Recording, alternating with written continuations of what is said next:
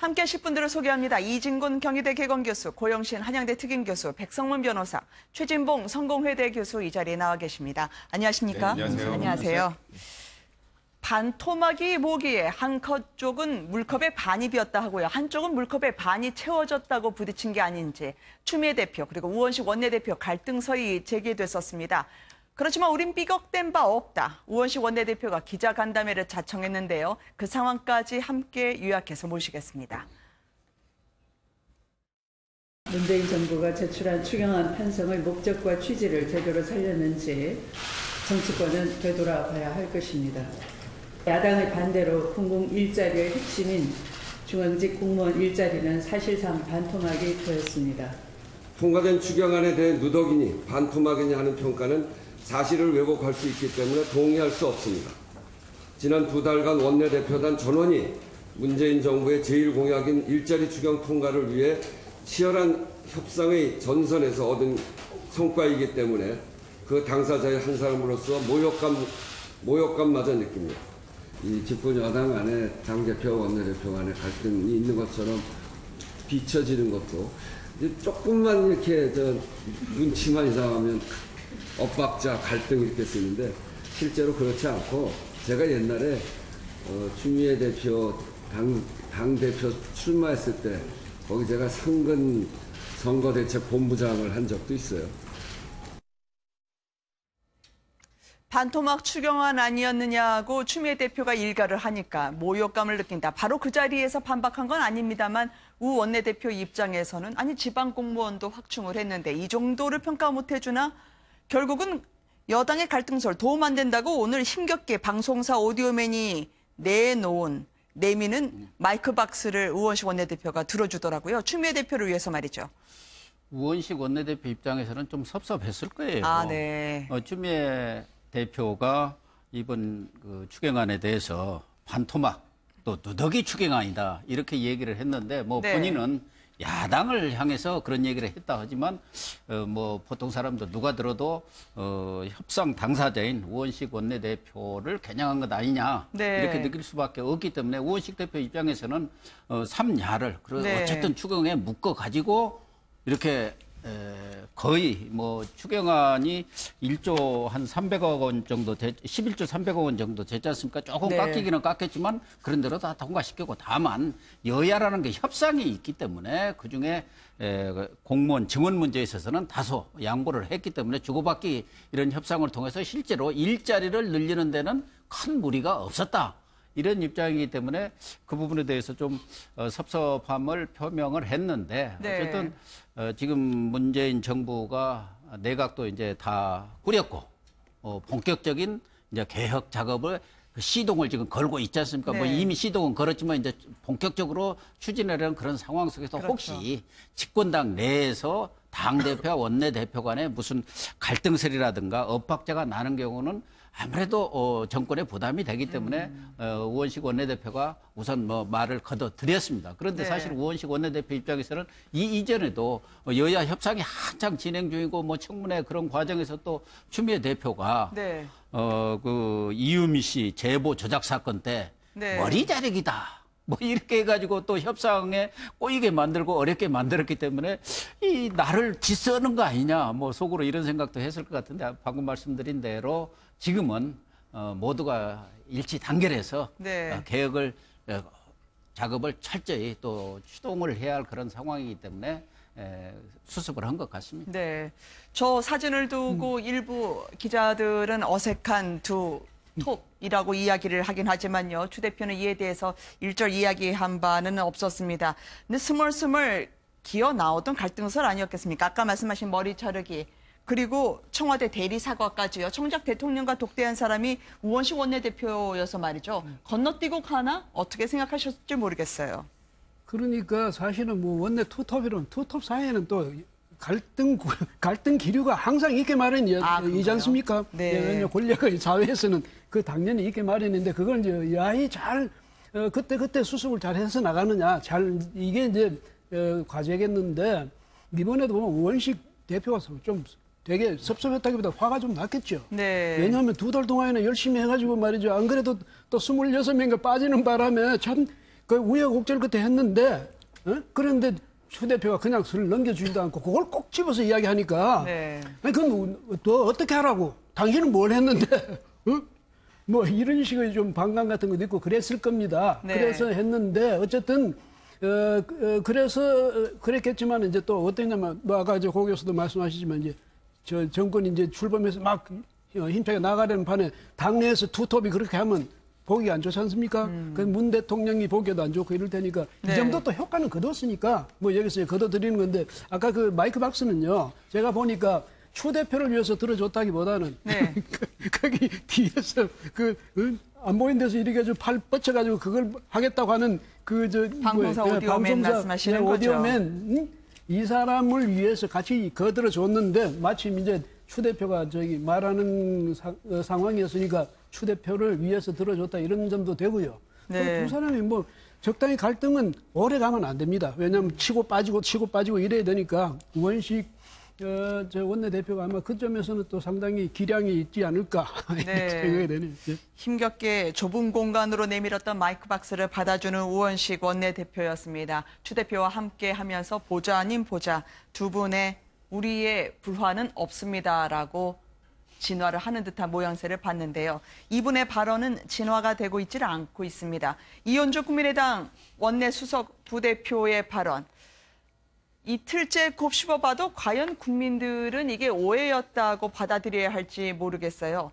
자세히 들어보면 알바를 한 적이 있고 월급을 떼인 적이 있는데 사장이 살아야 나도 살아야 된다 생각에 노동청에 고발하지 않았다. 이 공동체 의식 발언으로 해서 오늘 일명 알바 노조가 국민의당까지 찾아왔더라고요. 그렇죠. 그러니까 공동체 의식이라고 하는 게 이제 우리가 오랜 유신 시대에도 그랬고 군대에서도 그렇고 공동체 의식이 발휘돼야 된다 이런 얘기를 하죠. 그런데 지금은 네. 갑을 관계의 문제예요. 그러니까 고용주와 노동자의 관계거든요. 이 관계에서 공동체 의식이라는 것은 제가 볼 때는 성립되기가 상당히 어려운 부분이 있습니다. 노동력을 제공하고 정당한 임금을 받아야 되는 이 노동자 입장에서 공동체 의식을 발휘해서 그러면 노동자가 임금을 떼어도 사장을 위해서 그냥 참아라 이렇게밖에 들릴 수 없는 거거든요. 노회찬 의원이 그렇게 비유를 했더라고요. 가정에서 가정폭력이 있어도 가정의 이미지를 좋게 하고 가정의 화합을 위해서 그냥 참고 있으라는 거냐. 네. 예를 들면 직장에서 성희롱을 당했는데 그럼 성희롱을 당한 사람이 직장의 이미지 관리를 위해서 그러면 사장을 위해서 참고 있어야 되느냐. 이런 의미로 해석될 수 있는 부분이지 않겠습니까? 네. 그러니까 공동체 의식이 좋은 의미로 우리 국민 모두가 하나의 마음을 갖고 간다는 의미에서 의미가 있지만 갑을 관계에 있는 관계 속에서 공동체 의식, 즉 노동력을 제공하고 임금을 받아야 되는 사람 입장에서 임금을 떼었음에도 불구하고 그냥 그걸 참고 있는 것을 공동체 의식에 비추어서 마치 좋은 행위인 것처럼 표현한 것은 많은 노동자들, 특히 알바 노조 같은 경우에선 분노를 살 만한 내용일 수밖에 없고요. 네. 이 이현주 의원이 아시는 것처럼 지난번에 급식 도와주시는 도우미 아주머니들을 향해서 그냥 아줌마다 뭐 그 정도 일하는 것 같고 그렇게 중요하게 생각하냐 이런 식의 얘기를 해서 논란이 되지 않았습니까? 그 정도 논란이 있었으면 언어를 좀 조심해야 되는 게 원래의 일반적인 사람들의 행동인데 그럼에도 불구하고 또다시 이런 발언을 해서 국민적 공분을 사는 것은 이현주 의원이 얼마나 말씀하시는데 생각 없이 하느냐 하는 부분을 보여주는 하나의 예라고 볼 수 있겠습니다. 네. 사실 이현주 의원이 조금 전에 말씀하셨던 것처럼 이 말로 지금 계속 무언가 문제를 일으켰었잖아요. 저번에 국민의당 같은 경우 그 제보 조작 사건으로 국민의당 지지율이 거의 급전직하에서 5% 내외에 있을 때 네. 그 당시에 아까 말씀하셨던 것처럼 급식 도와주시는 분들을 그냥 밥한 아줌마들이라 그래서 거의 그 떨어지는 지지율에 거의 기름을 부었었던 적이 있었는데 네. 그때 그 발언이 한번 있었기 때문에 이번 발언이 더 많이 비난을 받는 것 같아요. 그것도 역시 어찌 보면 노동자들을 굉장히 좀 불쾌하게 만들 그런 발언들이었는데 이번 발언 같은 경우도 지금 말씀하셨던 것처럼 갑을 관계에서 갑이 을을 위해서 양보하고 희생하는 게 공동체 의식인데 을이 갑을 위해서 양보라는 걸 공동체 의식이라고 하니까 사실 지금 말씀하셨던 것처럼 알바 노조나 일반 근로자들 입장에서 보면은 도저히 납득하기 좀 곤란한 부분이었던 거죠. 그러니까 이런 부분을 이현주 의원도 그냥 뭐 나는 그런 취지로 한 게 아니었다고 넘어갈 게 아니라 사과할 부분은 확실하게 깔끔하게 사과를 하고 사죄할 부분은 사죄하고 넘어가야 이 부분에 대한 사실 논란이 좀 진화되지 않을까 생각됩니다. 아르바이트 노동조합이 의원직 사퇴를 요구했습니다.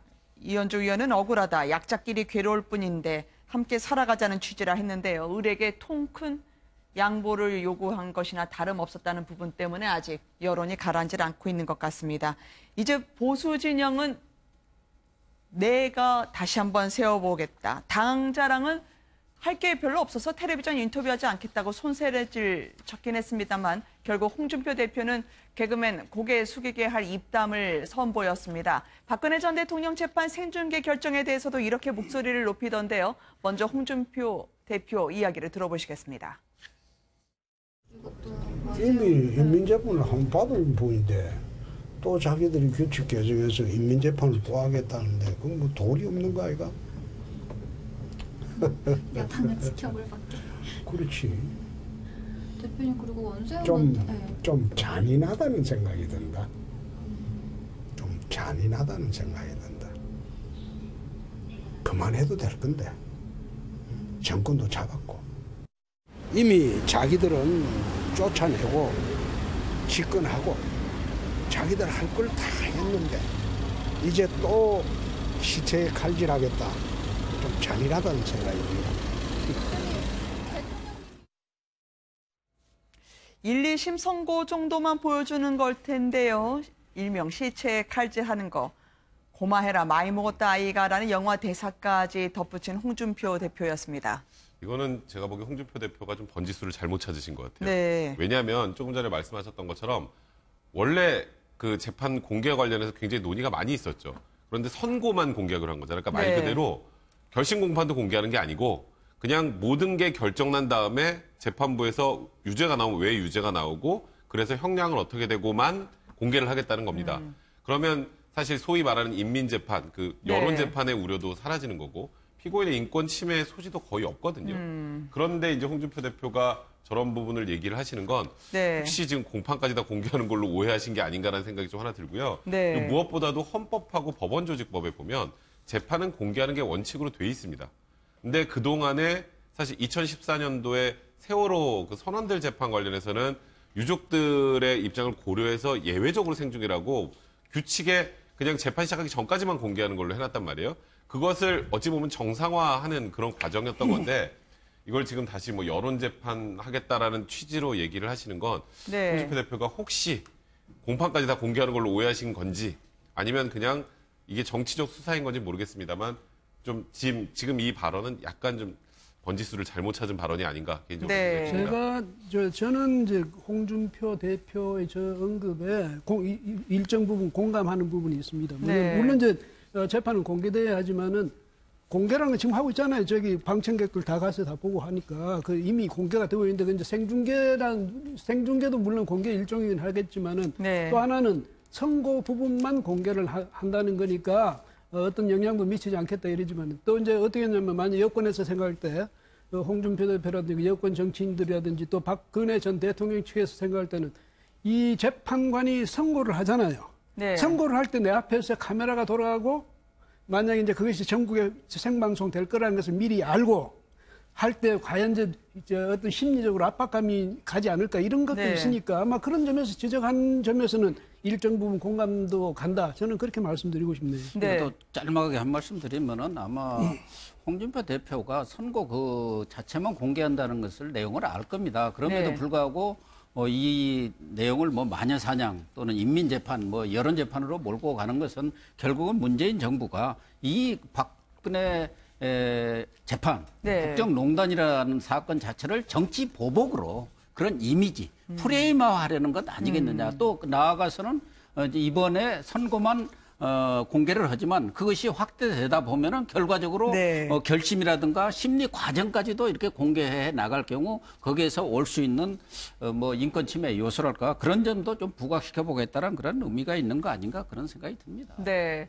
홍준표 대표는 특유의 직설 화법이 있죠. 어떤 논란이든 본인이 정면 돌파하는 스타일이기도 합니다. 그래서 자신을 독고다이라고 이야기하기도 했는데요. 이명박 전 대통령을 만났던 날 이명박 전 대통령과의 일화가 전해지지 않았겠습니까?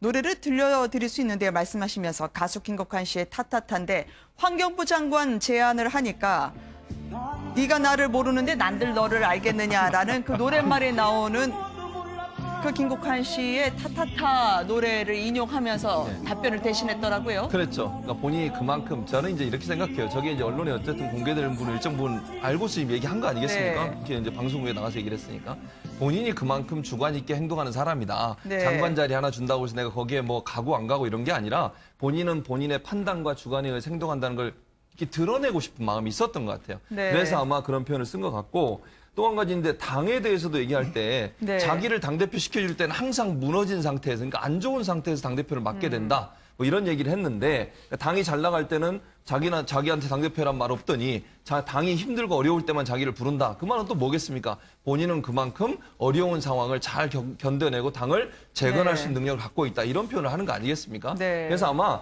본인은 셀프 디스이면서 어찌 보면 이것이 도리어 본인의 능력을 간접적으로 드러내는 화법이라고 저는 생각을 해요. 네. 이 어려운 상황에서 내가 당을 맡았고 그 말은 결국 또 이런 해석도 가능하지 않습니까? 잘해서 잘 되면 좋지만 못 돼도 내가 원래 맡을 때부터 이랬어. 이보다는 조금 더 나아졌어. 라고 하는 말을 할 수 있거든요. 지난번 대선에서도 그런 얘기 하지 않습니까? 이만큼 뭐 20% 정도, 30% 가까운 그런 지지를 얻어낸 건 내 능력이다. 이렇게 얘기했어요. 아주 바닥치고 있는 자유한국당이 대선 후보가 돼서 이 정도까지 끌어올린 건 내 개인의 능력이다. 이런 얘기를 한 걸 보면 어차피 밑바닥에 시작하니까 손해볼 게 없는 거죠. 이런 네. 발언들은 셀프 디스라기보다 본인의 정당성과 능력을 더 잘 얘기하기 위한 하나의 멍석깔기라고 볼 수 있겠습니다. 대통령이 근데 진지하게 제안을 할 때 네가 나를 모르는데 난들 너를 알겠냐 이렇게 노랫말로 화답하는 경우가 있나요? 그런 경우는 뭐 거의 없다고 보는데 그게 네. 바로 홍준표 대표의 장점이자 또 단점이죠. 근데 네.